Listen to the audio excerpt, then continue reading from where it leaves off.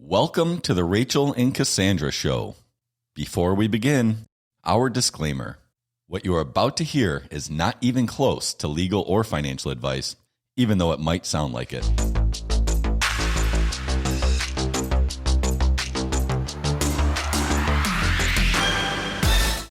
Hello, everybody. Thank you for joining me again this week, freakishly without Cassandra, who is globetrotting yet again.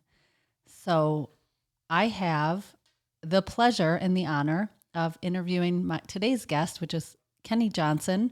And Good morning.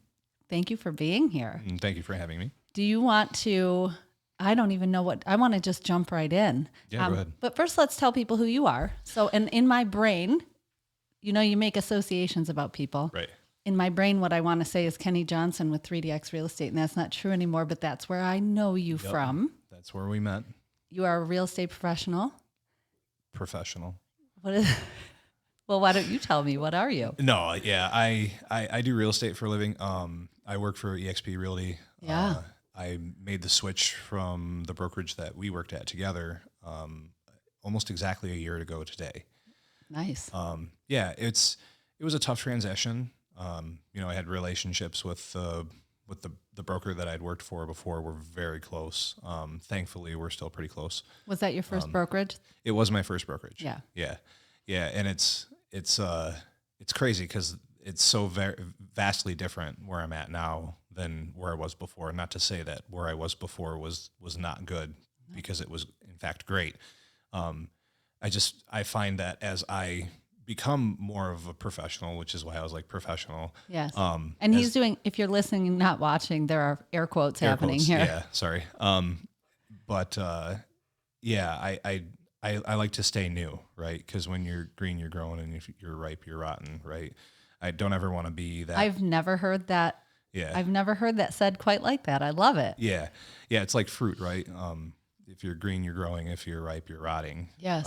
And I always told myself, like, because I you know, we've been across the table from each other at some transactions before, and you know, we come across all kinds of personalities. Yes. And I always told myself I will never be the agent that's like, I've been in the business for 35 years or 20 years or whatever. I always want to be. I don't want to be that seasoned professional. I want to be that growing professional. Yeah. It's occurs to me as leaning backwards versus leaning forwards. Right. Right? If you're leaning backwards and resting on your laurels, the entire environment that you're doing business in is shifting while you're not. Yeah, exactly. And so I've been in the business for 3.5 years now. Is that it? Yeah, doesn't it? It's crazy, right? Oh, wait, can we take a moment to chuckle at the irony of I'm not going to be that agent. I've been doing this for so many years. Yeah. But sometimes you do have to say, sorry. No, it's tickled totally my fine. funny bone. Yeah. So I've, just so you know where I'm coming from in that. I've been in the business for 3.5 years, and I can humbly say that I learn things every single day. Yeah. And that this business changes so fast. Constantly. And I'm going to just interject here and put, in case anybody out there is listening and thinking about becoming a real estate agent or doesn't know, real estate agents are independent contractors who pay for the privilege of having their license held by a broker/brokerage. And in this industry, it is not uncommon at all for agents to, I call it musical brokerages, because every brokerage offers something different. I have been through 3 and just opened my own because I couldn't find what I wanted. But I didn't know that until I tried a few. And every place I went, not to jump all over this, but I got to get it out. It's in my head. Every place I went was the right place for me at that time. Yeah. Yeah. And then it almost feels like you outgrow it. Yeah. Does that resonate? 100%, because when I was at my previous brokerage, there came a point where I was approaching broker eligibility. Oh yeah. I remember this. And at the time I desperately wanted to become a broker and open an office for the brokerage that I was with. You can name names. Yeah. You don't have to, but just know that it's okay. Okay. Yeah. So at 3DX, I wanted to open an office.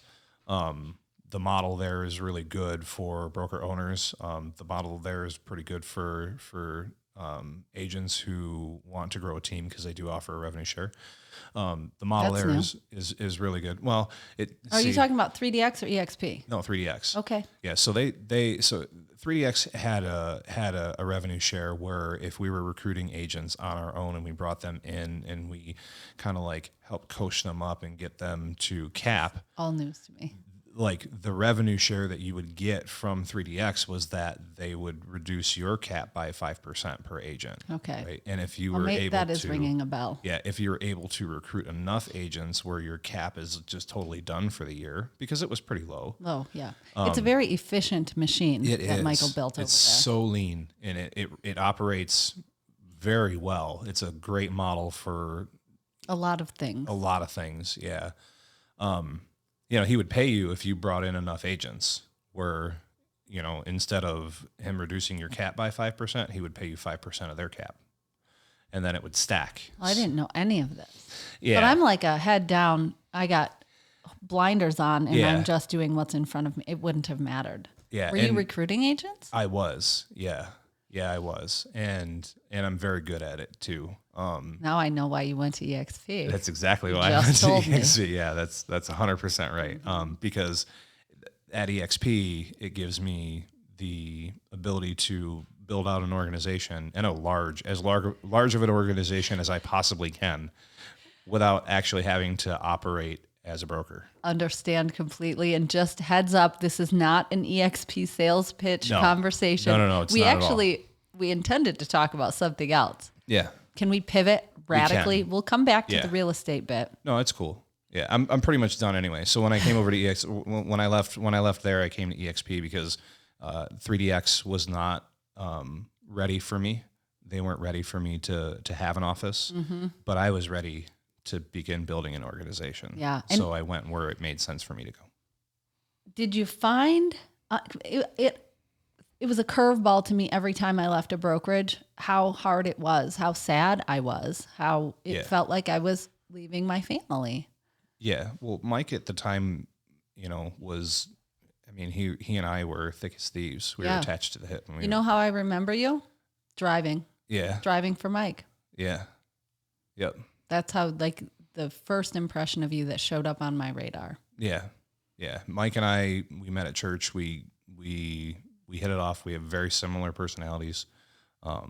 He convinced me to get into real estate because I was miserable at my previous employment and struggling in so many ways. And I'm sure we'll talk about that. Yes. And so, he broke me down because he's a good sales guy. Yeah. And I was like, finally, fine, Mike, whatever, this is the solution to my whole life. Then, show me the money. Yeah. Show me how this works. And he did. And I was like, well, Mike was right. As long as you put in the work. Yeah. Yeah. And there's a lot that I think you're leaving out, but yes. So much, but I'm sure we're going to talk about that. He saw in you the potential that you maybe didn't feel for myself. yourself. Yeah. Yes. Yeah. Because at that time I was a hot dumpster fire. Dumpster fire. Been there myself. So time. Before we started the show, and I almost hate that it took this long to get to this topic because it's one of my favorite areas to discuss about life in general. Mm-hmm. But I also feel like people who have been hanging in this long will get the prize. So right before we started recording, I asked you if you ever had the feeling of hopping onto a different plane of reality. Reality transurfing. It's a book I read, and that's the language that comes to mind. All right, I'll have to read that. Alternate reality, Mandela Effect stuff. Right. Yeah. And you said, have you ever had that experience? And what was your answer? Oh yeah. Yeah. It's weird. It happens more frequently. Like when I really think about it, it happens to me more frequently than I think I am conscious of. And I think it has to do, for me, it has to do with my energy, right? Like what I'm putting out that day. I, for a very long time, was very sick. I was a very bad alcoholic. Not bad in a sense that like I was fighting, drinking, driving, getting locked up in jail and all that stuff. In fact, none of that ever happened. And you were a very high functioning, good alcoholic. Yeah, if you want to say alcoholics are good, but I I was very high functioning. I had a very corporate job, a very executive job. It was a very white collar job. I traveled like 20 days of every month, 365 days a year. In the U.S., across the globe, what kind of travel? In the U.S., because a lot of the stuff that I did was in the aerospace and defense industries. Oof. So, and there's a lot of stuff, because of CDAs, confidentiality agreements, and honestly government clearance that I can't talk about stuff, but I can say that I worked on a lot of projects from an automation standpoint. We would get contacted, our company would get contacted by a company that wanted to build more faster and more accurately. And can you name the company that you worked for or no? Yeah. I mean, a lot of your bigger aerospace companies like Lockheed Martin and Boeing and GE Aviation and, Raytheon Defense Systems and, like your big players. And there's a bunch, like those are ones that I'm naming that I think people will know. But then there are other companies like UTC. UTC is massive. And when I say UTC is massive, I don't think there's a state that doesn't have some UTC, United Technologies Corporation. Thank you. I was going to Google. Yeah, United Technologies Corporation. I mean, they make every jet engine part you can think of. I mean, they made stuff that were on the space suits for astronauts back, when we were putting men on the moon. They're just so unbelievably specialized but so diverse as well. A lot of our products that we were selling, which were, call it sensory systems for automation, giving a machine a human touch so that it can discern, like by feeling a part, whether that part is being like produced in accordance with the quality standards or not. Really? Yeah. That is like an AI level that I didn't realize was real yet. Yeah, it's next level stuff. Like you can take a human hair and slice it 1,000 times, okay? And we were able to feel if one of those slices were in between two parts as we were assembling them. Wow. It's unbelievably sensitive stuff. And in aerospace, and when you're talking about, human lives, producing jet engine parts that, if you have a failure. This is like nano tolerances. Mm-hmm. Yeah. Micron level stuff. Wow. Yeah. So you left that to do this? Yes. I'll tell you why. Fascinated. Please do. I was living out of a suitcase, belly up to a bar every night. Mm-hmm. Well, 20 days out of the month. I was emotionally just, I want to say like emotionally numb because I just had a job. I would leave in the morning and I would so I'm getting my words jumbled now. So I want to tell you the real experience of this. So the company that I worked for was fantastic. They paid me pretty well. They really cared, like genuinely cared about me and everything. But on the other hand, I had to err on the side of the company, so the company would err on the side of me. And in order to do that, I was working, 80 or 90 hours a week. Oh, yes. So I drove everywhere. I covered from Maine all the way down to Baltimore, Maryland, and then all the way over to Cincinnati, Ohio. And so like that pocket of Northeast in there's a colossal amount of aerospace, medical, and defense manufacturing that happens. Okay. And I would drive. So I would leave Sunday afternoon, drive all night until midnight. I would be up at 5 a.m. I would be driving the rest of the way to my first appointment. I would dot through Ohio with appointments, 4 or 5 appointments along whatever route that I was taking. What was your position with the company? Were you a sales guy or just Yeah. So I was anything that was new to company business, right? So if it wasn't an automotive company and it was in the Northeast region and they had an interest or an opportunity for us to do business with them, my job was to go and do like an introduction of who we were and what we did to them, and also collect information about what their major pain points were in order to engineer a solution for them, right? I didn't do a lot of the nuts and bolts engineering because I was not an engineer, but I would go there and I would gather all the information and I would put together a concept, like the framework of what a solution would be for that company. And then I would work with the client to put together this big picture idea, like the 1,000-foot view, right? And then I would do some testing myself. So I would actually get equipment and take equipment with me to that place and kind of mock up like miniature assembly of what they're doing to give a business case to show them proof that this stuff works. Yeah. I had a 100% closing percentage in my company. Really? Yeah. In 8 years, I never did an appointment with a client that didn't buy my technology. Wow. Yeah. Is that a testament to your skills or the technology, or a little bit of both? Both. Yeah. Because I understood what I was doing. I cut out all of the fat, and the company had a great product. It's 10 different patents. It's in every major manufacturing facility that does automotive on the globe. What is the product? It's say? It's sensing systems for manufacturing. Yeah. Okay. Back to the human element. Back to the human touch, right? Yeah, because people get sick, right? Yes. And people have bad days. Our entire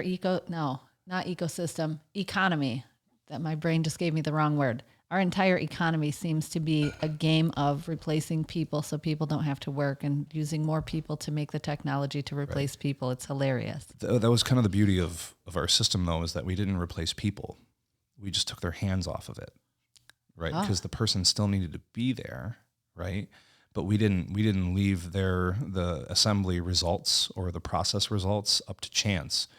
We turned, physical assembly people into manually loading or unloading parts from and it sounds like not only was the technology more reliable, but could perform at such a much higher level. Yeah, back to your hair story. Yep, much like once you trained a few individuals on the system, you could have one individual run 6 or 7 of these systems, almost as if like they were a robot loading and unloading. Yeah. Like lean cell or smart cell assembly, loading and unloading this stuff. And that person could keep all eyes on the stuff. So we weren't eliminating people. We were just taking the human error out of it. Right. Yeah. And I didn't mean to go down the replacing humans with robots. You're not wrong. Because look at McDonald's. Like you go to McDonald's now and you go to a kiosk and you order your own food. The dishwasher was invented because people don't want to do dishes. Right. I have a washing machine, a dryer, so many technologies in my house that mean I don't have to do it. It's just what we're up to as a race. Yeah. So when I was doing this, right, I was drinking heavily, like every day. Heavily. Because culturally, that's what everybody else was doing, or that's dad did, or kind of. Well, yeah. I mean, I grew up in an alcoholic family. I'm an adult child of alcoholics. Yep, right? Me too. I think. Yeah. So, I feel like if you're not, you're the weirdo. Right. At least in the Midwest. Yeah. So Dad drank a lot. And there was a lot of other stuff that comes from that. Some of it abusive, some of it not. But all of it baggage, right? And we carry that. And being an absent father. And not having close personal relationships because you can't, because you're just on the road all the time. And in like 8 years, I went to I've got 3 kids, 3 beautiful children. I'm very blessed. My wife worked full time. I traveled full time because my wife did all the marketing for that company. Oh, so we were like the power couple. You were. She set up the pins and I knocked them down every time. Yeah. And we're working on getting that set up in our real estate business. Yeah. Because was the director of marketing. So she is marketing guru. She knows. Well, I would like to maybe talk to your wife too. But side note, that being said, that was no life for our kids because they were in childcare 90% of the time.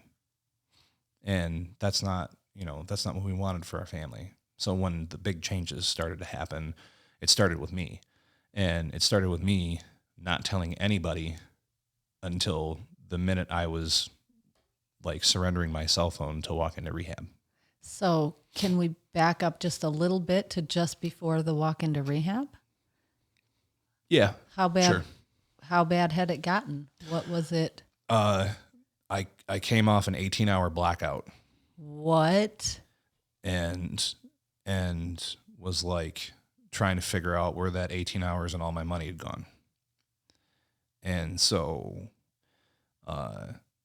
it scared me because I was a long way away from where I remembered being. Wow. When I came out of my drunken stupor. And that scares you because I'd never had anything, I'd never had a problem like that before. But I had an extraordinarily stressful thing that had happened in my career, where there was some change that was happening in the organization, and I felt entitled to positions and advancements that maybe I wasn't, that wasn't in the best interest of the company. And, I'd been struggling for a couple of years with drinking every day, and I was not like doing blackout drinking or anything like that, but definitely drinking heavily. Right. And what was are you a beer guy? Were you a whiskey guy? It started with wine. Oh, my old friend. Yeah. It started with wine. And then I would drink like a couple glasses of wine to shut my brain off because I'm like a squirrel. Like my brain's like a squirrel on cocaine. Like it's just, it's looking everywhere for the next nut. Like it runs 1 billion miles per hour and there's no shutting it down. Mm-hmm. And so, part of that also is I also have a memory that is a blessing and a curse. I don't forget anything. I remember everything forever. Really? Yeah. So there was some childhood stuff and stuff like that was like recurring nightmares and things. Like I was a victim of abuse, not by my family, but a victim of abuse from someone. And it was an ugly, nasty thing. One of those things that changes you as a person. And there was a point in my life where I was drinking to not have dreams about that. Yeah. You're just trying to shut out all the bad I things. wanted it out. Right. Because I didn't have room for it in my brain because I was trying to, balance a crazy career with work life, with, being healthy as an individual, working out and trying to look good and stuff, because I've always struggled with addiction. I've always struggled with moderation. There was no time in my life where I'm not a thin person now, but there was a time in my life where I was like 471 pounds. What? Because I was just like eating to, fill a hole in me. Yeah. that was there that, was unhealthy. So I ate everything, like just too much. And then when I was 26 years old, I was 471 pounds and I had a mild heart attack. And this was around the time when the swine flu stuff was happening.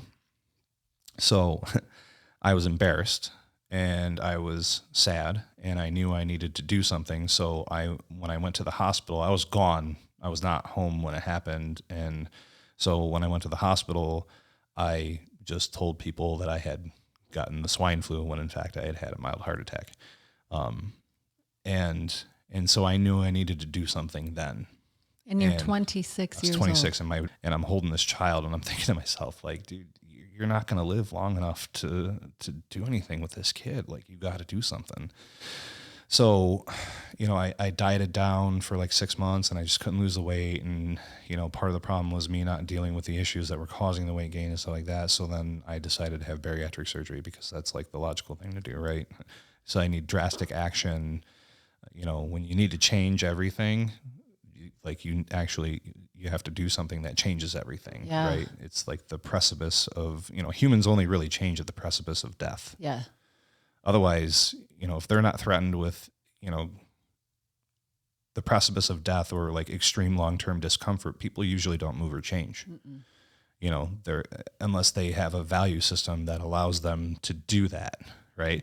But I'm one of those people where I needed to be so at the very edge of where I was, of falling off into the abyss that I needed, nothing would change until then. So I had bariatric surgery and then I actually physically lost more weight than I weighed at one time.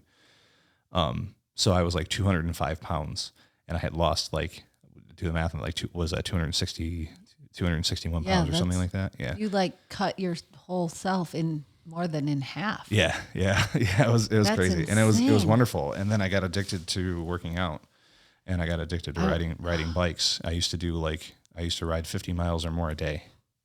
Okay. So keep talking. Yeah. So that addiction turned into a weightlifting addiction. And at this point, are you drinking yet? First it's food. Nope, not yet, because I had bariatric surgery, and they're like, you cannot drink. Oh. Like, you can't. And they're like, if you do, like, it has to be in such moderation. And I was like, I got this. Like, look at me. I'm 215 pounds ripped. Like, we're good. Like, life's under control, right? But I just turned into like a narcissistic megalomaniac. I was just, I was polluting my brain with all this narcissism and stuff like that. And like, what do you mean? So, I mean, I was spending like 4 hours a day in the gym. Oh, wow. And I had 2 kids. Right. And I was working 90 hours a week. So this is all just different versions of running. It is. Running and burying, Yeah. hiding. Yep. Stuffing it occupying. down. Yeah. Overriding, ignore it, fill it with something else, distract yourself with something else. So then it came to a head, and I was like, okay, well, it affected my marriage, because, my wife's not going to stick around for somebody who's like that, and it came to the point where, like, I needed to make a choice. I needed to give up something and keep my marriage, or, just go full on and say, whatever, kids, bye. You don't need a dad, whatever, Elizabeth, you're being selfish, whatever. Right. It's all about me. And that's not who I am. I deeply and genuinely care about people. Like, almost unhealthily. And sometimes, like, really, I mean, like this transaction that we had before. Yeah. Like, you remember how upset I was. Yeah. And it was rough. I was that upset because I genuinely cared about what these people were doing, and I was trying to prevent them from doing something that really hurt themselves. Yeah. They couldn't get out of their own way. It's hard. So, I mean, clearly boundaries are an issue in my life, like having healthy boundaries and stuff. So when I was in that exercise stuff, I had no boundaries, and there was nothing in place. And so I made a decision that I was going to stop that. But then I felt like a caged animal sitting at home. Okay. So then I started to drink. Okay. So we go filling the void with food. Yep. And precipice of death. Yep. Radical, game-changing action, the surgery. Yep. You became uber healthy. So now we're filling the void with all of these healthy things. Yep. Pendulum overcompensates into the other direction. Your marriage starts falling apart. Right. So you're like, I'd rather have the marriage than the hot body, and I will not be a megalomaniac anymore. Right. Thanks for bringing that word Yeah, out. no. Yeah, you're welcome. Yeah. It's the vocabulary. So when that happened, I was kind of like a caged animal at home. Because you're not going to the gym anymore. Right. How did you equate, I'm not going to be that, with I can't go to the gym anymore? Moderation is tough for you. I have none. Okay. There was never any. I found some. Sense. Yeah, some. Okay. But there's never been balance or moderation in my life. So you start drinking. Yeah. Even though you were told with the surgery, don't drink. It's a terrible idea. Yeah. So was it? It was they said I couldn't drink for a minimum of 2 years. And how much time had passed? 3. Oh, so you're like, in your head, you're like, all right, that box is checked. Now I can do that. Yeah, because I had drank a little bit prior to that. And it went fine. It was perfectly fine. I'm sure In fact, it was killer, because, like, I could go to dinner and I could order a glass of wine, and I could drink half the glass of wine and feel pretty good from that, because it hits way different. And as fast as it hits, like 45 minutes later, I'd metabolized it all, and I was stone cold sober. So that must have felt like a superpower. It kind of was. It was like this. It was like slipping into a warm bath. You know what I mean? Mm-hmm. Like, it was just like, And so I did that when I got stressed. But because of my surgery, I could only do it a little bit. Yep. But alcohol is a sneaky bastard. Yes, it is. And it said, no, you can do a little more. Yep. You're good. You've got control of it. And it was fine last time. Yeah. That's you a were big good one last for time. me. Look You were how all much right. fun you had the other day. Yeah, exactly. Yeah, you're fine. Don't worry about it.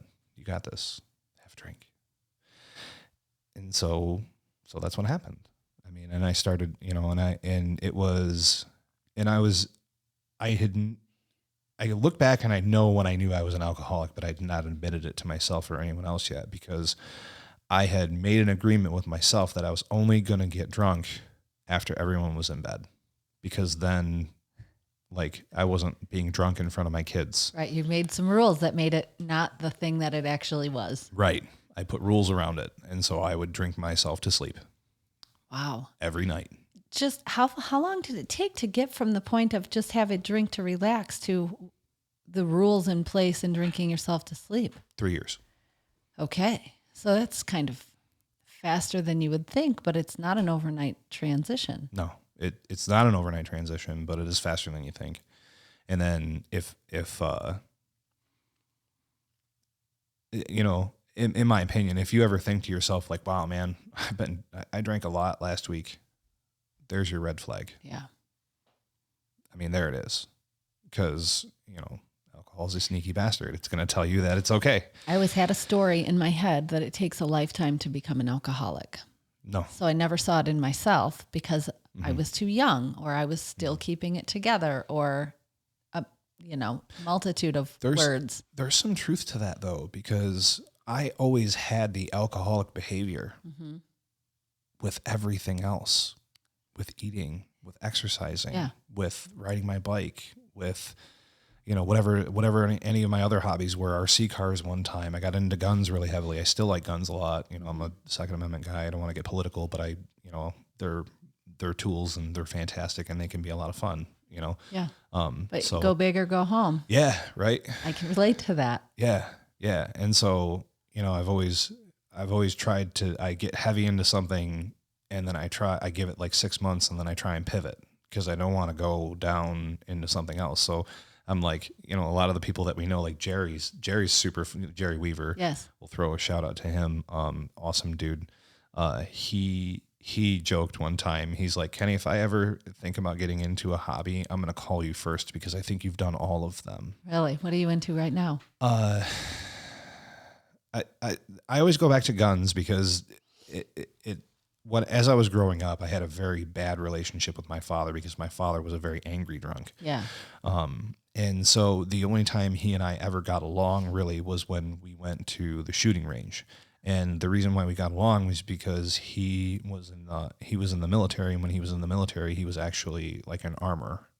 So he was like a machinist in the U.S. Army marksmanship unit. So this is a place where he felt successful. Yeah, he was one of the relevant significance. Yeah, he actually worked on and helped develop what we call the national match standard now for, you know, the 7.62 NATO round. So like the 308 round that is used for all competitive shooting, or was the gold standard. Mm-hmm. He was one of the machinists that worked at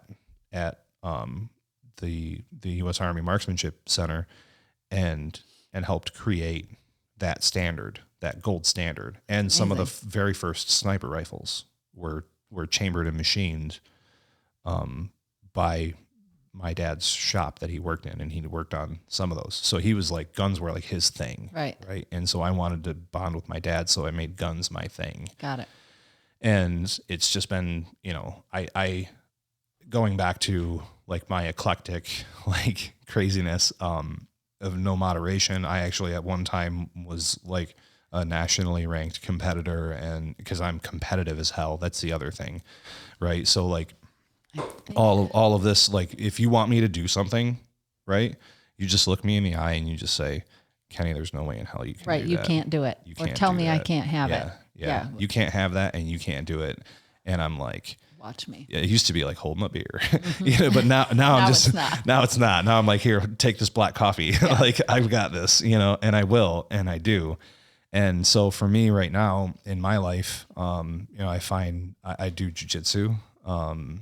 I'm a blue belt working on a purple belt, and which isn't, you know, jujitsu is not karate. It, you know, like people get a black belt in like 2 or 3 years in karate, right? It takes you like 2 or 3 years to get your blue belt in. So it's a slower trajectory. You need that pressure and resistance to keep you in there for the long game. Yeah. I can see this. Like if there was an accelerated program for jujitsu, you would have already done it. I would already be a black belt, but you can't not how because it works. you learn jujitsu not in your head, you learn it in your body. Right. Oh God. Right. Okay. So we got to rein it back to the part, because there are so many rabbit trails in. Right. So squirrels, my brain's a squirrel. No, I know. I can see it. I can feel it. And I want to go with you. So you're an extremist. Yeah. And you are, where were we in your story? I was drinking all the time. You were drinking all the time. Yep. I was pouring myself into work. The rules. You had rules. You weren't an alcoholic because you were only getting drunk after the kids went to bed. Yeah, and I would, and I was doing it. I was doing it in socially acceptable environments too, right? So like when I would because half of my job was like wining and dining clients, right? Yes. And so like I mean we were getting down when we were on the road. Can we talk about how culturally acceptable isn't even the word, encouraged alcohol is everywhere? Yeah. So you're killing it in business by being a drunk with your clients to some degree. Yeah. 100%. Yeah. Yeah. Cause people buy from who they like. Yeah. And if you're Good Time Charlie and you're buying the rounds, I mean, well, the company's buying the rounds or whatever, then you're a source of fun and happiness for them. You've got that like a halo effect. Oh, yeah. Sorry. Yeah. So, no, it's fine. So, I mean, trade shows 3 times a year. Trade shows were just like a week of like drinking and partying with clients. Plus you're on the road most of the time. So where's my accountability? Right. Kids can't see you. Yeah. So you're checking that rule. Yeah. There's no accountability. Like I had a system dialed because a lot of times I would drive until the stage in the night where like you couldn't buy alcohol anymore.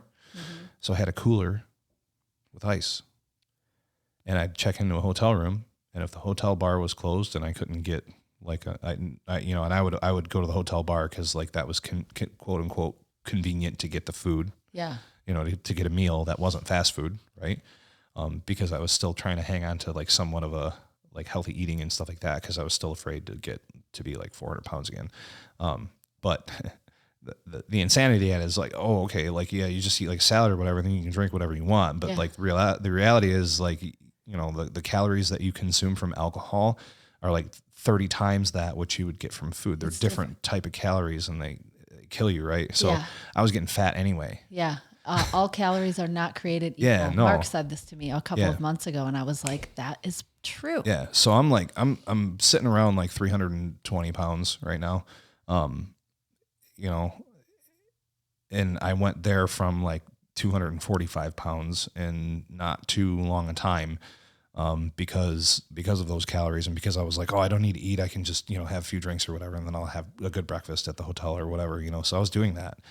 And,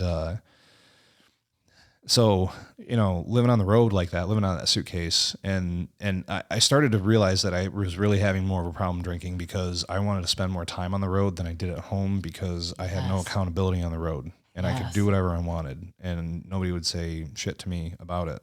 And so I would find reasons to go out on the road. But then if I was out on the road, I had to find reasons, I had to close business to justify it. So I like really defined myself for a period of time there by how successful I was at work. I would consistently smash my forecasts by 20% or more. And I was not conservatively forecasting like everyone else in the organization. My business unit individually outperformed by the numbers any other business unit that we had based on forecasting and actual sales and how much so the company's like, keep doing what you're doing, bro. Yeah, they were kind of hands off, right? So I spent so much time on the road and stuff like that. Like if I didn't want to go to work, I would just be like, hey, I'm working from home today. And I would just kind of take whatever time off I wanted. Right, which was radical pre-COVID. Yeah. Like I was living like in COVID, everybody worked remote and could do kind of whatever. And like, if they went to the office, then, I was still expected to, if I was in the office, I'd have to, they would want me there from 8 until 5. I'd roll in at like 9:30. I'd leave at 2. Yeah. And I would do some work in the middle, testing and stuff like that and stuff. And I was attached at the cell phone was attached to my hand if they needed me or whatever. And it pissed everybody off, but I did it because I was like, you know what, I'm next week, I'm going to work 100 hours on the road. Yeah. you know? Yeah. You were performing for the company. Yeah. Overperforming. And I felt like I was worth more than what they were paying me. So I was giving them what I thought I was worth, or what I thought they were paying me for, you know, it was not right. It was unethical as hell. I look back at that and I'm like, wow, I was a really, really terrible employee. So what happened? How come you're not still that guy? Like, was there a thing that happened? Yes. Yeah. So I was going, I'm pretty religious, and I'm not super in your face about my Christianity, but I am a Christian, and you have been this whole time. I have been the whole time. Okay. Yeah. Right. Because there's a difference. Yeah. I've got a couple of them. There's a difference between being a Christ follower and a Christ fan. Okay. Christ fans go to church and they raise their hands and they go, God's so great and wonderful, and I love God, and it's fantastic and stuff like that, right? And then they come home and then they open up like Pornhub and they like look at porn, or they do like I was doing, or drinking and lying, and lying about your drinking and hiding and stuff like that, and not being authentic, right? Not having a heart for people, being selfish and stuff like that. Like, one of the most amazing things about being a Christian is being able to openly admit that, like, I'm seriously flawed, right? And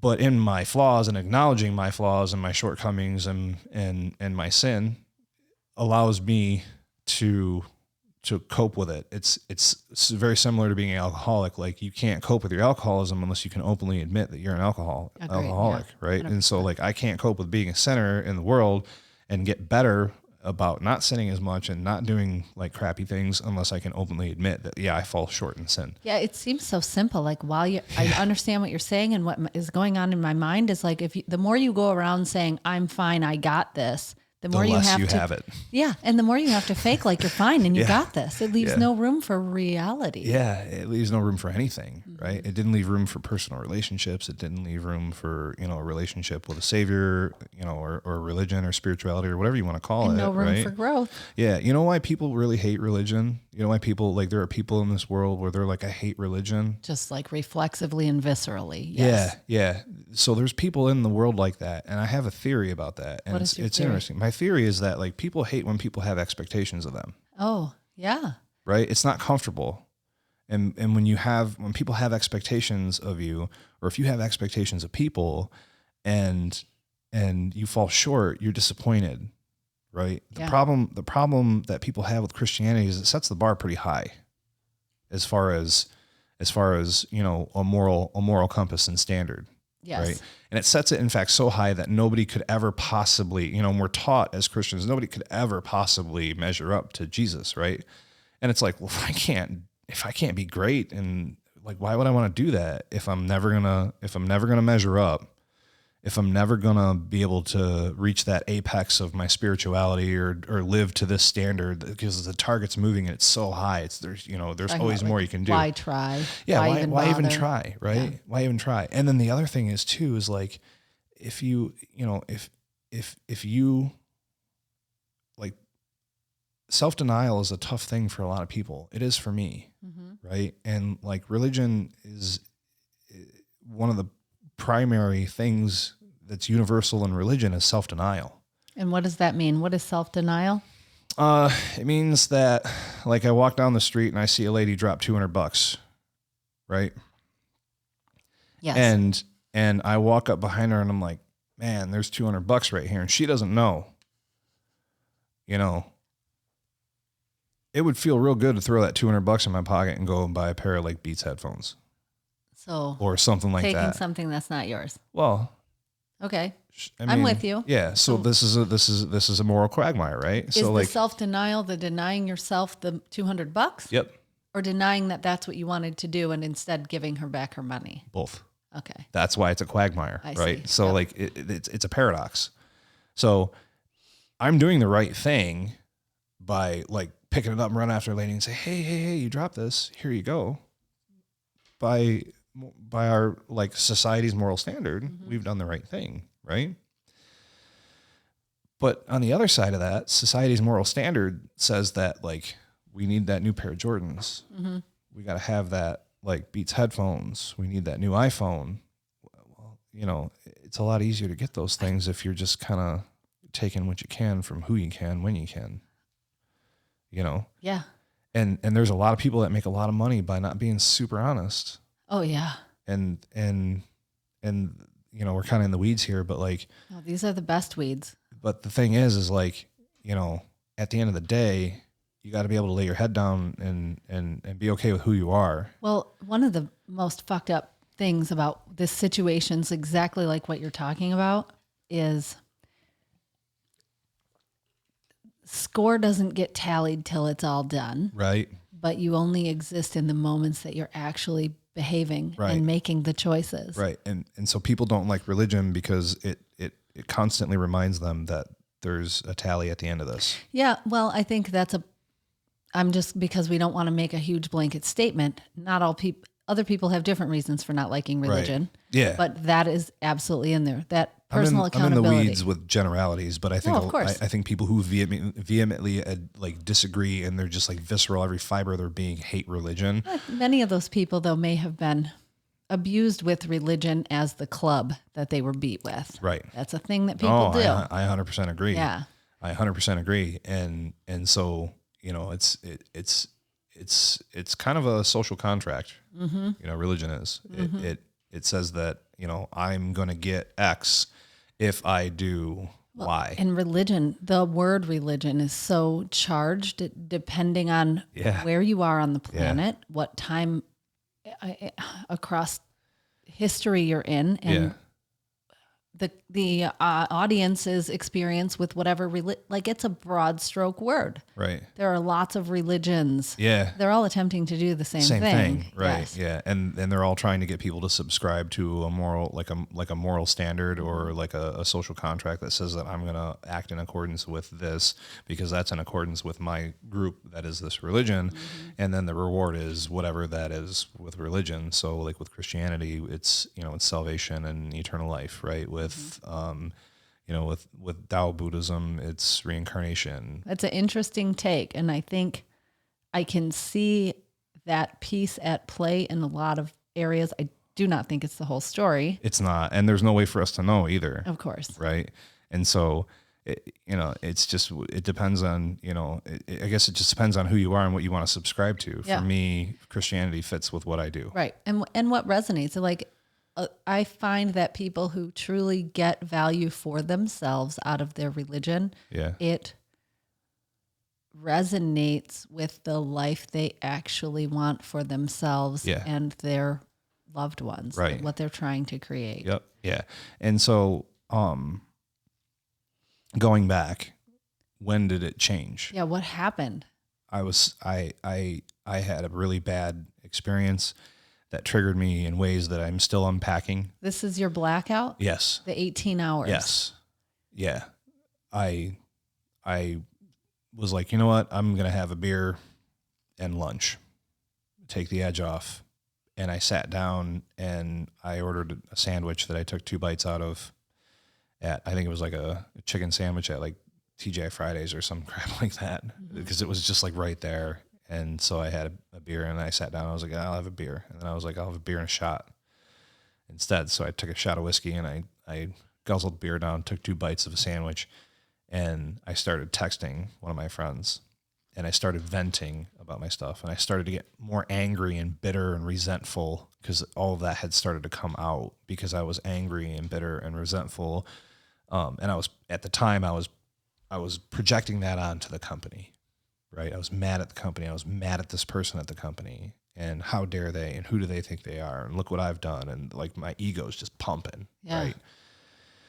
And so, you know, I had another beer and then I was like, you know, mad at my wife too, because, you know, she had her opinion about what was going on and stuff like that. So I called her, I had talked to her at lunch and was like, this happened and I'm so upset about this. And she's like, well, did you ever think that X, Y, and Z, like they're not giving you this promotion or they're not giving you this position because you come and go as you please. You don't play by the rules. You don't do all this stuff. And I was like, well, F you too, you know, like, you know, and it was on a Thursday afternoon, and I had a 4-hour drive home still, and I would get home, you know, I'd get home around 5 PM or whatever. And I was like, you know what, I'm not going to do it.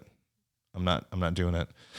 So I drank like 4 or 5 more beers, and then I walked across the parking lot and go to a hotel room, and I never made it to the hotel room. Really? Yeah, I don't know what happened next. And you're not, you still don't know what happened. Or you figured out some of it. Yeah, maybe. I've had some ideas. Like I went and checked like my location history on my phone. I went back and looked at like my bank statement, because you're literally having to piece this together like it was somebody else. I was playing detective. Oh, wow. Yeah, tracking back. That's scary. Yeah. Like guts drop scary. No, it was terrifying. It was terrifying. So did you immediately drive to rehab? No. Oh. I came home, and I came out of it at like 4:30 in the morning in a church parking lot. So, and this is the next in Ohio. Day. Hold on. You're at lunch, so we're noonish. Yeah, on Thursday. You're having a bunch of drinks. Yeah. Around 5-ish, you go to the hotel. Yeah. And you come back 4 a.m. the very next day? No, Saturday morning. So you lost a whole day. Yeah. And you wake up in a church parking lot. Yeah. What the fuck? I don't know where my wallet's at. No wallet. Are you in a car? I've got my cell phone. Are you laying on the ground? No, okay. I'm in a car. I'm in the back seat of a car. Okay. I'm missing a shoe. I don't know where my suitcase is. Because I always have like a go bag. Yep. That has like toiletries and a couple changes of clothes, stuff like that. I don't know where that's at. I don't know where my wallet is. Is the car familiar to you? Yeah, it's my car. Okay. It was my company. It was a minivan. It's my company van. And I had put the seats down, and I was sleeping in the back. Okay. So I'm piecing it back together, and I know where I was. I can look at my Google location history and stuff like that, and it was just like bars and stuff, you know. But I was Good Time Charlie. I was buying rounds for everybody at every bar. Wow. And then we were piling, from what I gather, we were piling in the van. We were going to the next bar, and we did this for like a while, and I don't know with who. Yeah, I was going to say, who's we? You don't know. Some random people that I had some photos with, some selfies with on my phone and stuff like that. And it was just, you know, it was whatever. And I don't know. So that's more than I've told a lot of people about what happened that day. You know, Livingston County Association of Realtors does their orientations. Well, they were at the time at noon on Saturdays. Okay. It went from like noon to 3. Yeah. I had my orientation that Saturday. So you're already licensee. Yeah, I had gotten my license. So this is how I told you about my memory. I have a really good memory, except for when I black out. I have a really good memory. I lost 18 hours. It doesn't make sense, but doesn't sit well with you. No, it doesn't. No, it doesn't. But I had decided to get my license and transition out. Because you were mad? Or because of you were seeing some shifts and had to. I knew I needed find out. a way. I knew I needed out, and Mike had convinced me that I could replace my income with real estate very easily, and he had showed me how, and I knew I could. So I worked on getting my license. So when I decided to get licensed, I had completed my 40 hours of coursework in 4 days. Okay. I was scheduled to take my test 2 days after that. I got my license in 1 week. Extremist. Yeah. Got it. Yeah. Like I did it in 1 week. And when I took the test, I was 4 beers deep. Wow. And I scored a 99 on the test. How'd you find out your score? Huh? They don't tell you your score. I know I missed one question. Oh. That's the only one that I could figure that I missed. And I was an arrow in the dark. Yeah. But I knew with every fiber of my being that I got every single other one right because I have a, like, that's why one of the reasons why I was good at my previous job was because I could remember everything they told me. God, do you think you have a little bit of autism or something? I might be on the spectrum somewhere. Yeah, I think we all are on the spectrum. Honestly, like the older I get and the more people I see, I'm like, oh, this is everybody. I think people with autism just have a different center of their brain that's active than other people. Just like, it's not that they're like broken. It's just that they're on a different spectrum. No, yeah, absolutely. Yeah. Different spots are lighting up more or less or louder or quieter. Which is why you get a lot of people with autism who become savants in things like playing guitar and piano and things like that, because those centers in the brain are more active. Yeah. And this is like a conversation for a different episode, but literally the culture around the person determines whether or not you have a disease or a gift. Right. So I'm going to go back in every way, and wrap up this story for you, because then we keep getting in the weeds. So I like the weeds. I got up, I went home, I had like 20 trillion missed calls. I knew Elizabeth wasn't going to be home. I rolled in. Dude, is your wife like... She's a patron saint. She's dealt with so much. But at this point, is she like, where the hell are you? Yeah. Are you dead? So much. Like 87 missed calls. Like I'm text message, like 57 text messages. I'm calling the police. This is, all this stuff. Right. And so I finally texted her. I'm like, I'm home now. I'm taking a 2-hour nap and I have my orientation and this and that. So I like stuffed some food down the gut and took a shower and rolled into my LCAR orientation, probably smelling like, Yeah. I know that smell. Oh, terrible. And so I got through that and then I left. And I needed to take the hair off because I was starting to get shakes from coming off this alcohol. And I had been just so drunk and I was starting to get shakes because it was just so much alcohol for so long. So I was like, I need like actual real food, but there was nothing at home and I didn't want to be there and I didn't want to have a fight. So then I like went to TGI Fridays and in Brighton. And so I was sitting over there and it was like 3:00 on a Saturday. So there's like literally nobody in there because who the hell goes to TGI Fridays at 3:00 on Saturday, And so actually it was like 3:45 right before the dinner rush. And I'm just dying.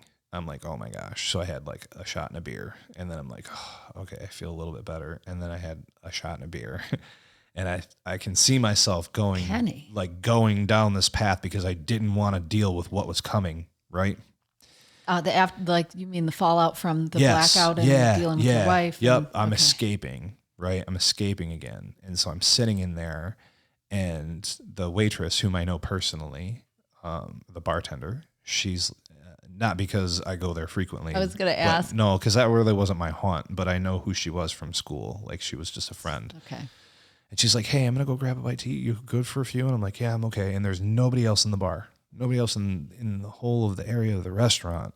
And I was just thinking to myself, like, oh my gosh, I got to do something. Like, I know this is so bad. Like, if I don't stop this, like, this is going to destroy my life or whatever.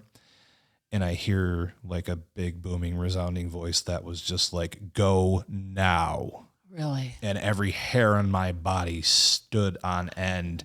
And I like spun around and I'm like, who's that? Like, who was that? And there's like no one in there. And I'm just like, man, I'm losing my freaking mind.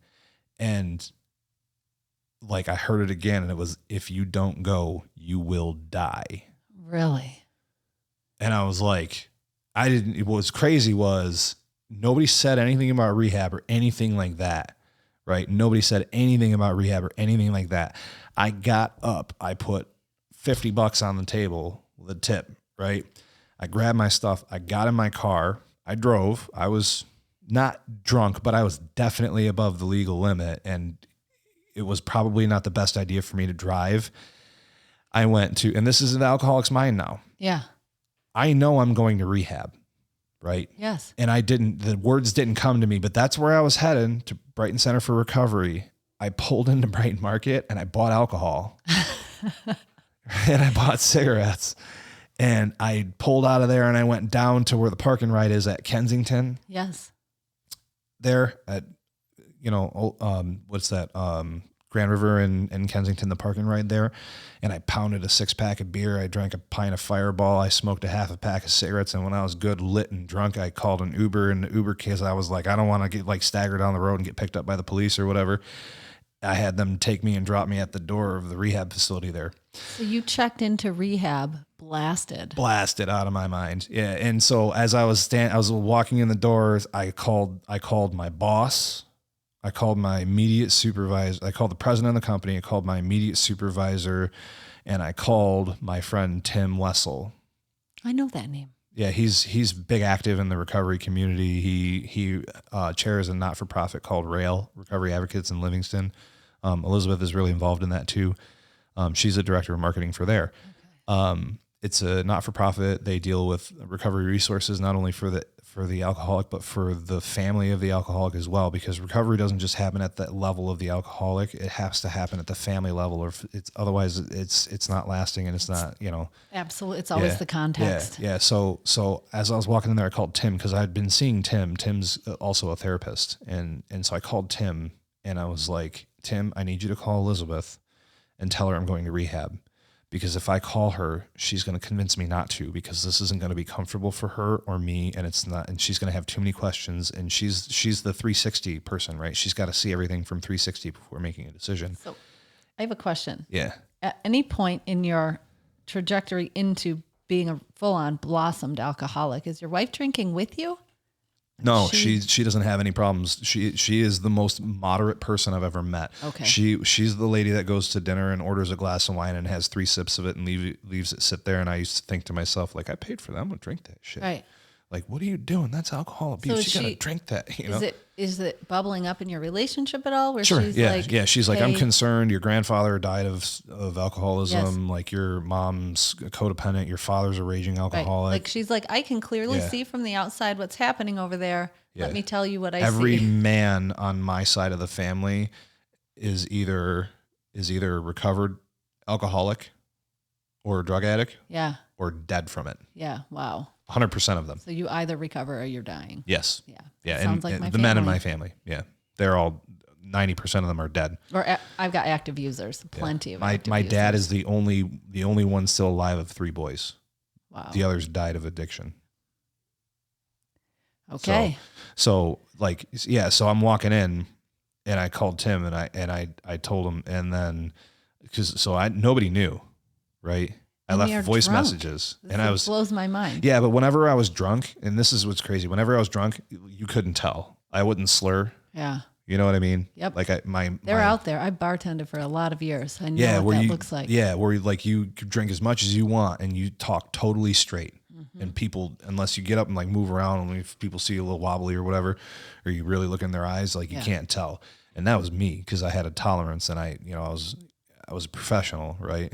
You at a professional level. So I go in there and I told Tim to give Elizabeth a message. I told her to tell her that I needed this, or I was going to die. And that if she was not there when I got out, I totally understood, and I love her anyway.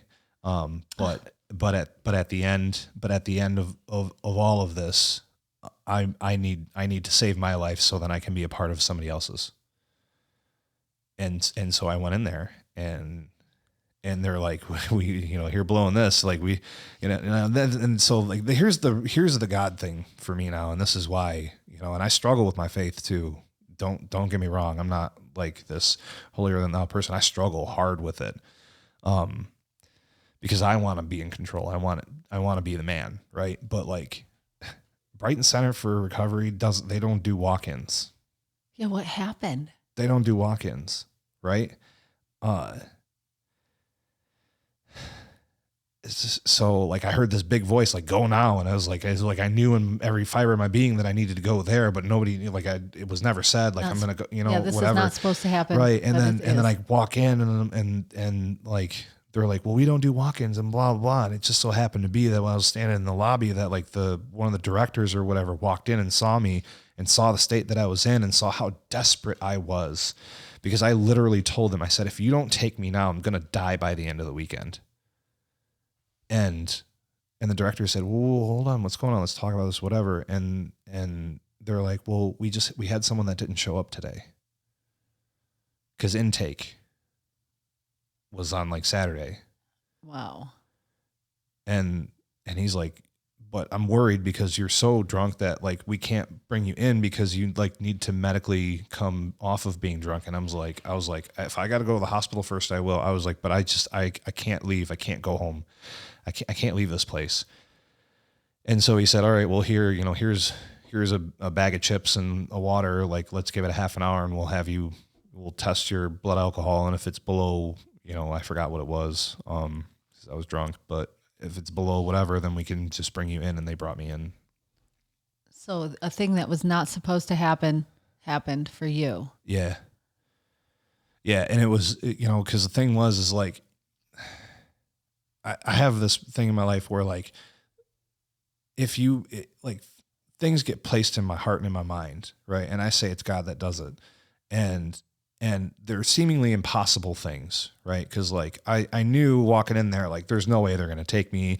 They're probably booked solid. This is like one of the top 3 rehab facilities in the country.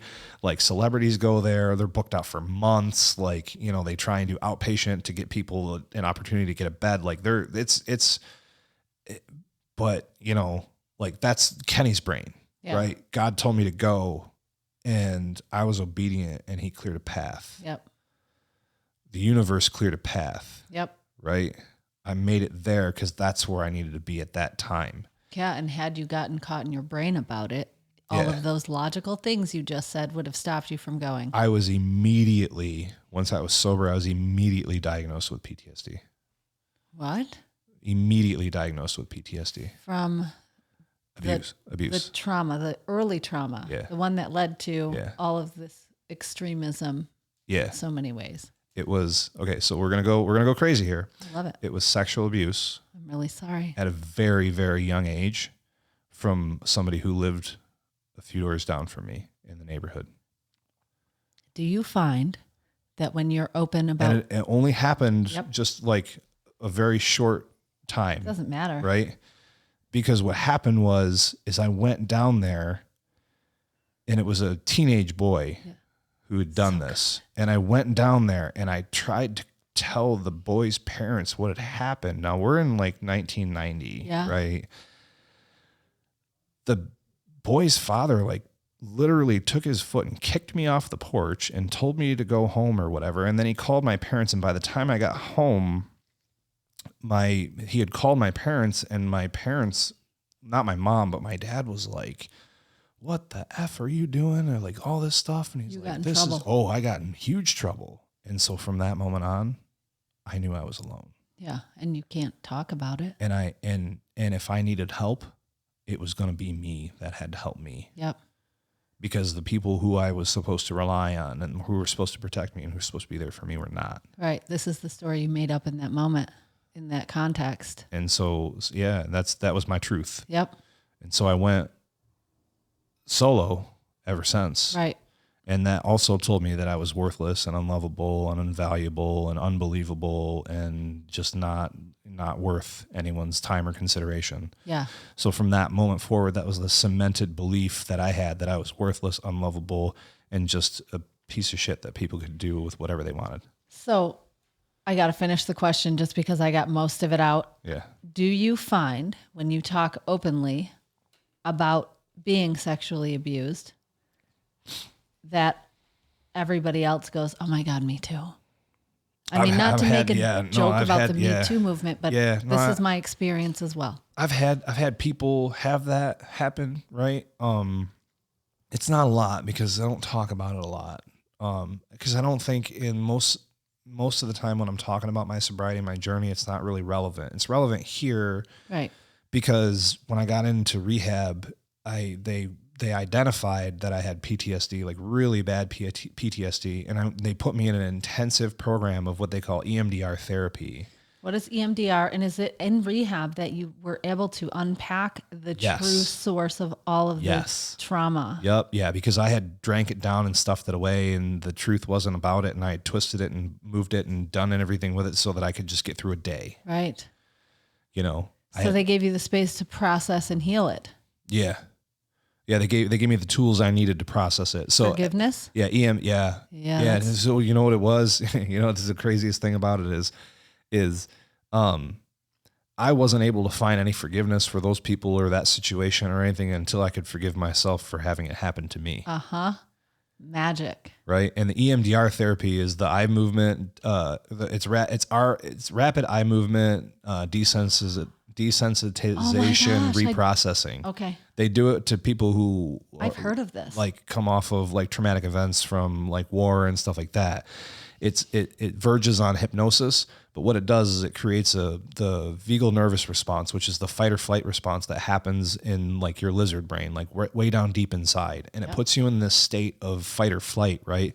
In a controlled, safe environment that allows you to reprocess the memory of what happened. And you use guided meditation to get back to that place where that happened at that time. Oh my gosh. And then you do this therapy and you see the truth of what had happened for what it is, because you're safe and you have time to do that. Is this like, how long is the wait to get into Brighton Hospital? This is I'm amazing. not sure, you'd have to check, but like the therapist that does it there, her name's Wendy, and she learned from one of the guys who like created this therapy. And a lot of people, it's pretty split in the community as to whether people think this therapy is relevant or not. Or tends to be the case with anything. And so right, and so, but there's something to it because it saved my life. Yeah, it gave me an opportunity to reprocess what had happened in a way that was with an adult brain. Yeah, because I was still on 7-year-old Kenny brain when I was trying to deal with that memory. So I had an opportunity to see it from a mature standpoint and just be like, wow, man, like that happened, but that didn't, that happened, but it didn't define who you are. Yeah. And the truth that you believed about yourself for so long was a lie a 7-year-old kid told himself, so that because he didn't have the coping skills or support network to deal with it at that time. And I had several suicide attempts and just absolutely screwed up. I try not to use the F-bomb, but just, that kind of life for so long, stringing things together to try and stuff that down or to find value in something outside of myself because I could find no value in myself, right? I was worthless. How long did it take? How long was this process? I did 2 sessions of EMDR the second day that I was in there, and then I did 2 sessions of EMDR for the next 3 days, and I was in rehab for a total of 11 days, and I found an EMDR therapist outside of rehab once I'd come out because it was so effective to me. I needed to continue the therapy. And so I did. And I did EMDR for roughly a year straight, once a week, and found a lot of healing and a lot of peace. And a lot of times I find like when you forgive things that happen like that, or things that, it happened to you, like, I forgive the guy who did that to me. And I genuinely grieve that he went through that too. Yeah.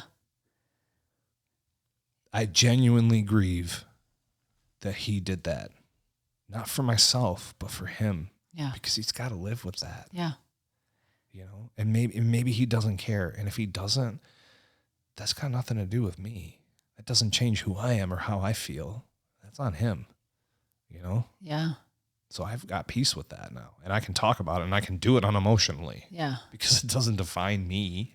When it's just something that happened. Was this? How long ago? 31 years. Not the event. The recovery piece is recent. 3.5 years. So this. All right, I have so many things I'm trying to say at the same time. So if it was 31 years ago that the event happened and it took you a lifetime to get to the bad place, and then 3.5 years ago, you just turned your whole life around. Yeah. Yeah, you have to change everything. You have to change, if you want everything to be different, you have to change everything. Yeah. Is what I keep trying to say. If you want everything in your life to be different, you have to change everything about your life. Yeah. Right?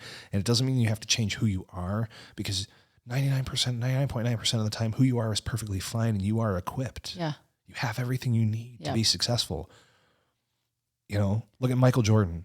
Michael Jordan was arguably one of the best basketball players who ever lived, and he got cut from his high school team because he couldn't make a jump shot. Mm-hmm. The difference between Michael Jordan in high school and Michael Jordan in the pros was he learned his jump shot. Yeah. You know what I mean? People just they have everything they need. Jordan had everything he needed in high school. He just didn't have his jump shot. Yeah. People just got to get their jump shot. You know who told me that? Mike D. I knew you were going to say that. I was going to guess. Mike told me that. And it was so profound to me because nobody had ever broken it down like that. And I just understood it. Like, wow, man, like I've got everything I need. I've got all the talent, the knowledge, the ability. People genuinely like me. I could feel love for the first time because I had self-love. Like I never felt love because I didn't love myself. And if you don't love yourself, how can you accept love? Yeah. And I felt all those things. And then he told me that, and I was like, oh my gosh, I just got to get my jump shot right. You know? And I'm working on my jump shot. Yeah. What's your jump shot? I think real estate is. Yeah. Yeah. It gives me the ability to have the freedom to do the things that I want to do, make enough money to do the things that I want to do. And I don't have to sacrifice a lot to do that. Yeah. Right. Like Jerry Weaver's got a podcast. I'll give him a shout out if you don't mind. It's Success Without Sacrifice. Right. Because you can be successful without sacrificing stuff. If you have systems and processes and boundaries and you have like self-love, you don't have to sacrifice everything to get something that you want. You know, you just have to be patient and work on your jump shot. And when your jump shot's right, you'll hit it. Yep. You know what I mean? And so that's where I'm at. I'm working on my jump shot. Now my business is struggling right now. A lot of realtors are. Yeah. You know, the inventory's super low. You know, we've got interest rates that are starting to creep up. Yes. And a lot of things going on in the business, and the landscape's changing. And so that means that maybe we don't necessarily need that jump shot right now. We need that 3-point, right? Right. So maybe we can set the jump shot aside because it's not working in this market. We got to work on that 3-point because that's where we're going to hit it. We're not going to hit it from the paint. We're going to hit it from the 3 line. Right. You know? And so, but that's the beauty of the real estate industry, right? Is there's 600 different revenue streams that you can get into. And because I'm like a crazy eclectic person where my brain's all over, as you could tell from this podcast, that means I can pivot real quick and I can get one of those revenue streams and I can maximize it really fast. And I can continue to support myself and my family and grow professionally and provide a value to the people that I work with, you know, because circling back around to that other nasty transaction that we had, I genuinely cared about those people. And I think what's going to make me successful in this business more than anything else is that I put the needs of my clients first, because unless they win, I can't win. Yeah. You're speaking my language. Like my words for my company is true fiduciary representation for all things real estate. I do believe that is our job. Yeah, we are fiduciaries, and people you get jaded to that really quick. I'm here to look out for you. And just because we've referenced it a couple of times, Kenny and I had a transaction. He was representing a seller. An agent on my team was representing a buyer. And at the last minute, the seller this is my version of the story. The seller just said, no, I'm not selling my house. And you literally you can't do that unless it's already baked into the contract. So it was difficult to overcome. Yeah. Contingencies, right? So we'd passed all contingencies. We were past a week from closing. Yeah. We were a week from closing, and they had some stuff that happened personally, and I'm not going to share people's business. They had some stuff happen personally, and from like taking my realtor hat off and just being like a human, like a member of human society, I could see why they were like, we're not selling our house. Yep, right? Absolutely. Because I would have like the not realtor Kenny would have the same knee-jerk reaction. Yep. But then like your logical brain says, we're under contract, it's binding. Rachel on the other side of the table is like, I'm really sorry that you're dealing with this. And we have a contract, and my job is to advocate for my clients. Yeah. When I found out that Becky was working with you on the other end of that transaction, I felt relieved. Oh, what a huge thank you. That's a gigantic compliment. Well, here's the thing. Like I like to joke. Becky is my agent. Becky Seibart. Yeah, she was the buyer's agent on that. She did a fantastic job. The worst thing the only way that this could have gone worse is if I had an agent on the other end that didn't know what they were doing or how to navigate this. Oh. And you know Nick, my broker. Yes. I had phenomenal support from him, and when I told him that you were on the other end of it, he went, "Oh, okay, this will be okay." Oh. He's like, "Everything will be okay," because like we all kind of like, you know, real estate. To get back to what I was saying, like I joke and say we work in an industry of amateurs. Right. Because, you know, if you go to any family reunion, you can throw a rock and it'll probably hit 2 realtors, like your aunt and then maybe your cousin, you know, who do real estate. Right. But they do like 2 transactions a year. And in fact, what are the statistics? Like only 10% of us do about 90% of the business. Yeah. Right. And so like in Livingston County, I think we got 700 agents licensed. On top of that, now this is just like barfing up statistics, but Michigan has the lowest barrier of entry of all the states. Yeah, it does. It's a revolving door because on the outside, it looks easy and lucrative. Yeah. And it's not easy, and it can be lucrative. Yep. Yeah. And I'm licensed in other states too, so I can speak directly to that. Okay. Literally, it was like when I was working on getting licensed in New York and New Jersey, it was like the hardest freaking thing that I've ever done. I've looked into, I'm not licensed in any other states, but I know from doing research on getting licensed in other states, nobody has reciprocity with a Michigan real estate license. No, they don't. And it's because we don't have background checks. We have very low standards. Yeah. It's very easy to get a license. Yeah. Yeah, we don't have background checks. We're like one of 4 states that don't have background checks. Which is odd. We're going into people's homes. Yeah, into people's homes. Yep. Handling their typically largest asset. Yeah. Okay, so different episode altogether, but the point is, what is the point? Having another true professional on the other side of the deal determines how it's likely to unfold, right? Yeah, cooler heads prevail. Yeah. Always in these situations. Yeah, and you are always a cool head in these transactions. Well, I'm glad it looks like that. Yeah. Sometimes there's freaking out behind the scenes. Like I am too. So like I'm like literally losing sleep over it, and I'm dying inside as a human, right? As an empath, because I genuinely care about people. I'm dying inside because there's nothing I can do. And, I can tell these folks all the right things to do and all the right things to say, and they just don't listen, and they don't want to believe it, or they don't trust you for whatever reason because they're scared or whatever else. And it's like, did I fail these guys? Did I do something wrong? Like, where did I go wrong? Because that's that self-doubt component. That's where I'm working on me still, right? Is being able to acknowledge, like, okay, yeah, you're great. You're good. You did everything you could. It's not your fault. I have like a blame syndrome. Like I always blame me when something goes wrong. God, I can relate to that. Yeah. Yeah. Cause and always the knee jerk reaction is to blame someone else. But I being in recovery has taught me to keep my stuff focused on me. And sometimes there's just nothing that you can do, you know, and you end up in these situations because this is life and things happen. Yeah. I carry a lot of inappropriate guilt. For things that I had zero influence in happening that way, but like it's inappropriate guilt. There's no. Yeah. Have you ever had like, talking about the Mandela Effect, where like you literally know with every fiber of your being you dreamed this exact moment? Yeah. Well, yes, except it doesn't occur to me as a dream.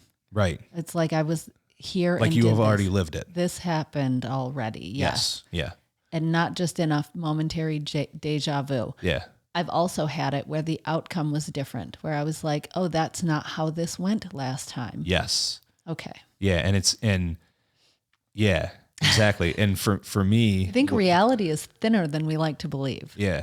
And for me, when that happens, it's always I feel it because I chose differently. Yeah. Right. And it was like, there was a glitch in the matrix where like the universe just said, wait, that wasn't supposed to happen. You were supposed to do this. And then I like look at the situation, and then I remember in my brain, and I can visualize and feel and smell and taste and be in that moment where it went differently. Yeah. But it didn't in this like kind of plane of existence. Yeah. Right. Language starts to degrade very quickly when you try and talk about these things. But I also have, this is relatively recent, right? So I have a version of myself that I'm bringing into fruition. Like I know her. This is like 70-year-old Rachel, and she's fucking badass. I like it. Having her blossom is not going to happen. Like I can clearly reverse engineer some life choices that I could make today that could make sure that doesn't happen. Yeah. But sometimes she occurs to me as already happened, which then starts me down a path of questioning the existence of time and how it's really just a perception. All right, yeah. Like that actually already happened. So am I really just hopping onto pathways through realities to get to that one? I don't know. Yeah. All right. So I'm gonna. This is gonna be quick. I like it. I don't want to, because I know we're going to probably run out of time here. There's no such thing as running out of time, except Grant might have to go get a snack or something. So check it out. Yes. Einstein's theory of relativity and Heisenberg's uncertainty principles. Two of my favorites. Heisenberg is he's my jam. So you're gonna dig this, right? So you, Rachel, could exist if two of you could exist at the exact same time right now, right? Like both of you. at the exact same moment, like think identical twins level, but like maybe clone or like just entire universal carbon copy experiment. Yeah. So if you had two of the same exact watch on, say you had a really nice Rolex, right? Both of you had the same Rolex and they were set at the exact same time, so super accurately. And one of you went and lived in, say, Australia, and the other one stayed here in the U.S. Or how about we say you lived in the fashion district of Paris, because I know you're a fashion girl. Oh, love it. Right. Yes. So one of you was there and the other one lived in L.A., right? Now, according to the theory of relativity and according to Heisenberg's uncertainty principle, like there's a lot that's going to happen, right? If you were to live for 4 years apart separately, different lives like that, okay, and we were to come back and measure, somehow be able to quantify and measure how you have aged, right? Yep. Both of you, and compare and contrast. And yes. The watches that are supposed to keep like atomic, like say atomic time, yes. right, which is supposed to be constant. Same thing happens when you go into a plane. Right. One of you will have aged differently than the other. Yeah. And the watch tracks it. Yeah, and the watch tracks it because depending on how you move through time yes. is how you experience it, right? So like the faster you move, the slower time happens around you. Yes. And the slower you move, the faster time happens around you. So depending on the lives that you're living, like you're aging at a different way and you're experiencing time different than maybe the other you. So let's break this down and say, okay, like people experience time differently. Yes. And like each one of us individually lives in our own timeline in a different time, even though the calendar and the clock says it the same on the wall, it's not. And let's throw into the mix something like quantum entanglement. Yeah, so there you go. Particles that are influencing each other across space and time in measurable ways, like 100%. Yeah. So related but not. I think where I'm at now, so I'm deep into Alan Watts is my favorite philosopher. Mm-hmm. So I consume a lot of his content. And what shows up for me big lately in life is how humans, or maybe not, maybe this is just what I did for a lot of years, saw myself as separate from my environment. Like I'm a thing and I live here, but in reality, it's all one doing of the thing, right? So like I am my front as much as I am my back. You are your environment as much as your environment is you. Right. And it's very comforting. Right. Anyway. So there's so you know like there's a, like they say fourth dimension time. Right. So like you have 3 dimensions. We live in a 3-dimensional world, and then like the 4th dimension would be like time or whatever. Yeah. Right? And there are theories that go up to like past 12. Yeah. Yeah. So like the 5th dimension theory is really interesting, and I kind of like it because it explains a lot of stuff that What is it? Well, it really kind of deals with like Schrodinger's paradox, right? Like Schrodinger's cat, Love right? it. Yeah, yeah. So the fifth dimension is a spatial dimension, but we can't experience it because we can't see it no less than we can see Schrodinger's cat in the box. Right. And it may or may not be alive or dead, and it may or may not even be in the box, but until we can actually open and look at it, we don't know if it's there. Right. This is Heisenberg. This is particle wave theory. But so here's the thing, like photons travel in a straight line, right? Like, so when we talk about light coming down from the sun and stuff like that, Heisenberg proved that that's wrong with his uncertainty principle. And we can do a simple experiment that shows that it works, that it's true, because what we do is we take a flashlight and we put it between two. This is the double slit experiment. Yeah, it's the double slit experiment. Yes. Exactly. Yeah. So we can see that light, like it's a potential until it lands. Yes, it's exactly. The potential of a thing until it's observed. Yeah, exactly. So as the photons pass between the gap, they actually interact with the gap itself, and they get bent.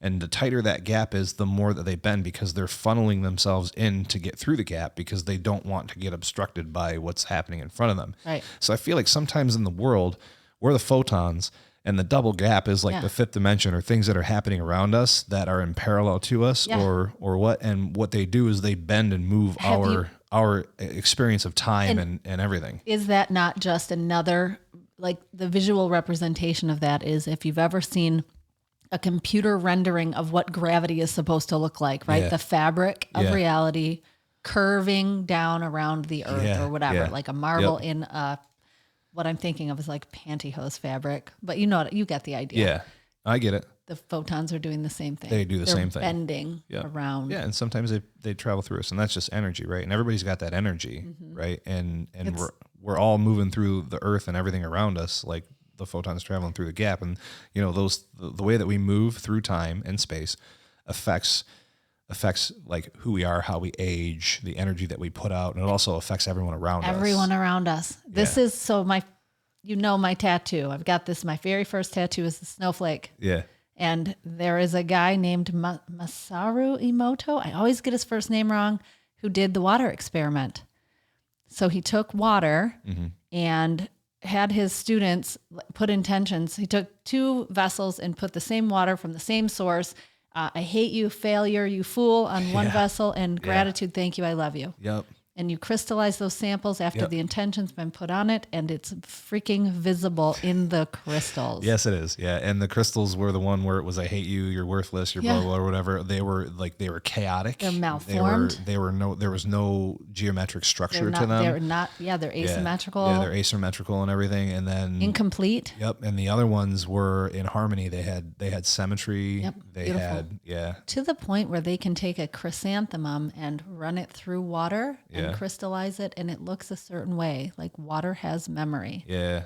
So whether you even take action, 60% of our bodies are water. I know. This reminds me not to be an asshole when I get caught off in traffic. Yeah. Words have power beyond their meaning. Did you know that's why it's called spelling?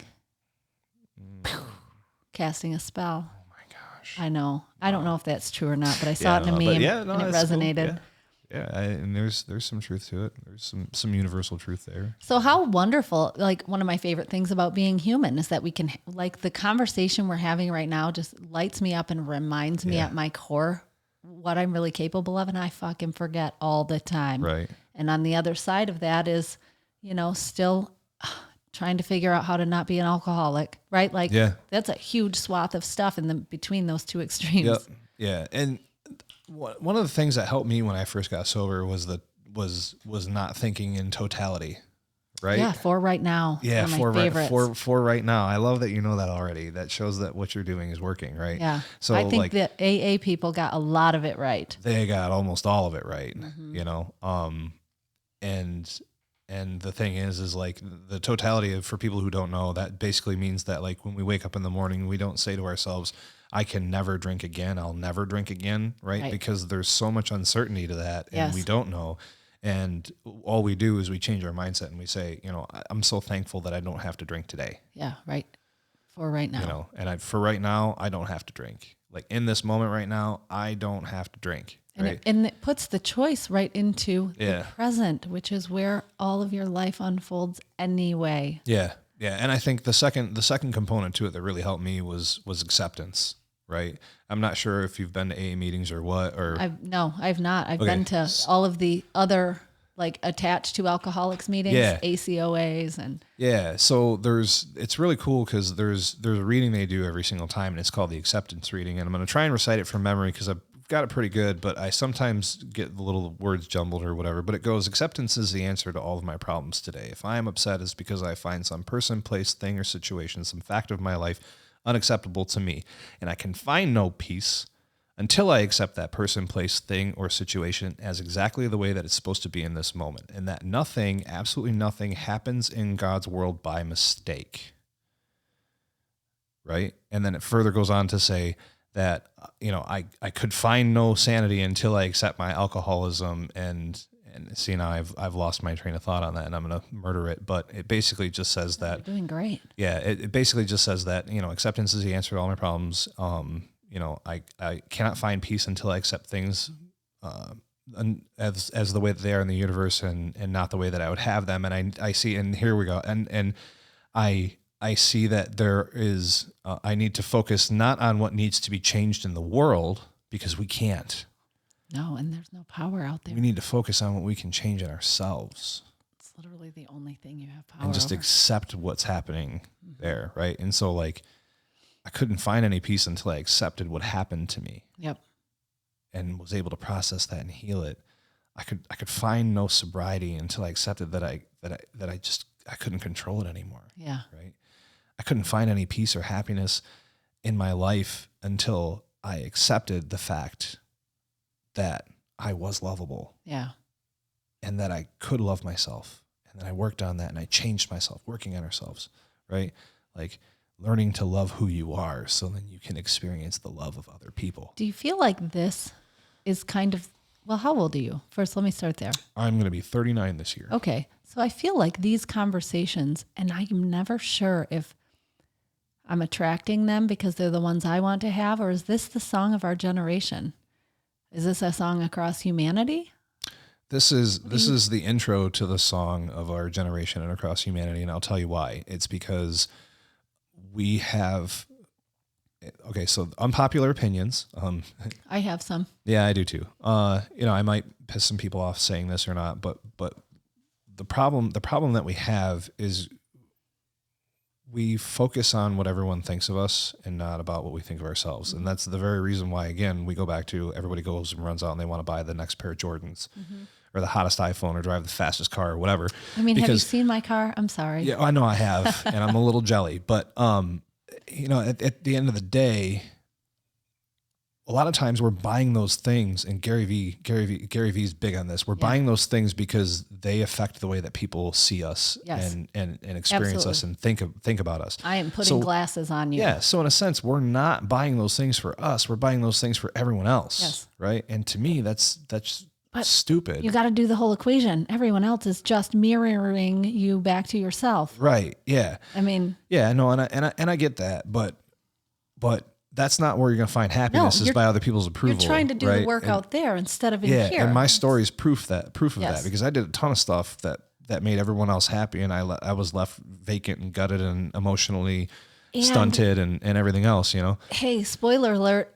You weren't really making everybody else happy. No, I wasn't. You were. Yeah. I'll bet you weren't. Yeah, I was trying to, right? Because when you try and make everyone else happy, the only person who ends up unhappy is you, right? You can't do everything for everybody. You can't pour from an empty cup no more than I can change the way that people think about me. You're not really delivering. You might have thought you were making your wife happy by making all this money, but that's probably not what she needed from you. She didn't care about any of that stuff. Right. She grew up in a very, I don't want to say, wealthy.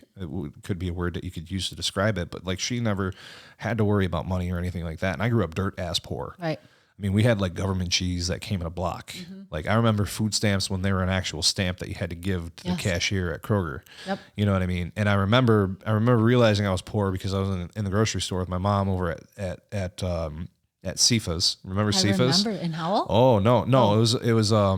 It was in Brighton where Planet Fitness used to be. It became Kroger, right? And I was in there, and I was like, it was shortly before my abuse episode, and I remember being in there, and my mom, like we were getting groceries and stuff like that, and it was cool. It was just me and my mom.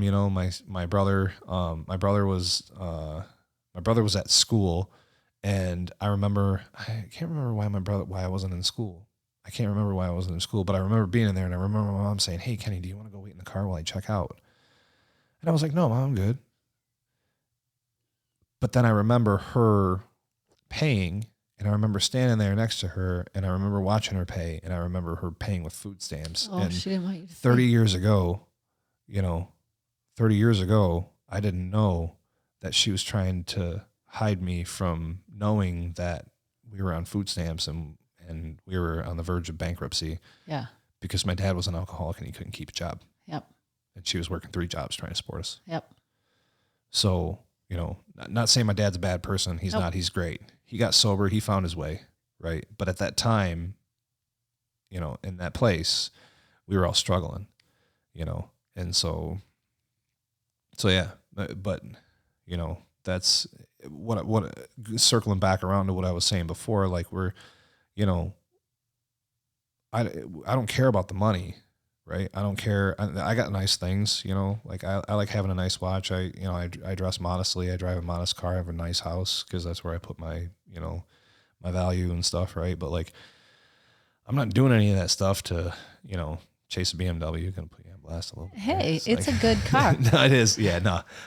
But I could go out and buy one if I wanted to, but I don't see the need for myself right now. I'm the stage in life where I'm at, right? We each have our own path, man. Yeah, no. I'm not hating on anybody for doing any of that stuff, Nope. right? Because that's, they're living their existence and their truth the way that they want to live it. And right now, I just like my thing is being so unbelievably intentional with what I do with my family and what I'm doing in my sobriety and my life, trying to put some things and put a culture in place within my family that's going to prevent them from having to go through and experience the same things that I did. Right. So I feel like while you were talking, this just pops into my head, and I'm feeling like, what are your what is the summary? If we're going to leave people with parting words, this is our denouement, right? Wrapping it up. Okay. And what popped into my head, and I should just shut up and let you say it, but I think it's valuable. Like, make sure that your truth is actually true. Oh my gosh. Yeah. Yeah. Right? Yeah. Is that? Yeah. Yeah. What story did you think you were going to tell when you came in here? One sentence. You came in here, you're like, oh, Rachel asked me to be on her podcast. I'm going to go talk about blah. I thought maybe we would talk about like some transactional stuff that happened with that stuff before, because there's a lot to be learned from that. Absolutely. There's a lot to be gleaned from that. Let's unpack that on a different episode. I'm not I kidding. absolutely would. Yeah, absolutely would. But I think if I was if I had to boil down like everything, if I had to refine it all down and just tell people like my truth, right? Yeah. I would say that you were talking about the song of our generation with this recovery and alcoholism and stuff. And I feel like for a really long time, I'm going to speak my truth on this. For a really long time, I was chasing the wrong things for the wrong reasons. And I was doing that so that I was chasing them so then people would experience me in a way and show me favor, because I couldn't validate myself. Right. So if we're going to do something, if we're going to move people, if we're going to change society, if we're going to change the way that the world is right now, we need to start focusing on what we think about ourselves and how we feel about ourselves in an authentic way. Yes. And not lying to ourselves, but in an authentic way. That whole being able to receive love is real. Yeah. You have to. Yeah. And stop worrying about what everyone thinks, because it doesn't matter at the end of the day. Because if you don't think you're a good person, someone can tell you 900 times and tell you how great you are, how cool and how much they love you and everything else like that. And you will never believe it, and you'll never experience it until you work on yourself first. 9 times out of 10, they're not even thinking about you. No, they're not. They're not. They're doing the same thing you're doing. Yeah. And so best parting words I could ever give you. There's a lot of craziness going on in the world right now. And a lot of people, we're seeing a lot of people on edge, right? And we're seeing a lot of people struggling. And instead of getting angry about people and stuff like that, I've learned to know, and I've been through life enough to know that like when people are doing something that hurts you, right? That or they do something or say something that hurts you, they're not doing that because they actually want to hurt you a lot of times. I mean, there's exceptions, right? But like just out in the world, like everyone operates out of their own brokenness from their own experience. So like when people are saying, well, oh, you did this and it made me feel this way and blah, blah, blah, and this and that, I try and give grace, and I'm like, I'm not going to be like, well, fuck you. Like, like, I don't care what you think, but cause I don't, but at the end of the day, I just think to myself, well, that has less to do with me and more to do with you. And like, it has only to do with your brokenness, right? Like, so, stop caring what people think so much. I think Gary Vee said his superpower is that he just doesn't give an F about what anyone thinks for any reason. Right. That's what he said his superpower was. And I was like, wow, that's actually a really cool superpower. Yeah. It's, something I'm going to refrain from trying to unpack right now, because I do have, lots of opinions about that kind of statement. I'm a big fan of always do the whole equation, and I feel like that's a half of an equation, but we don't want to give everybody everything. They got to come back to hear the rest. That's right. Yeah. So, well, thank you. Thank you for being so candid with your story, and always. That kind of openness makes a lot of things possible for other people. So thank you, Kenny. Yep. I think me telling my story over and over and over again, if it helps 1 or 2 people, it's worth it. No matter how painful it is for me to tell it, If I can help someone by telling it, then I'll tell it 1,000 times. Well, you can check one more off the list. All right, cool. Thank you. The info given is current as of this recording, but remember, the market changes and real estate is hyper local.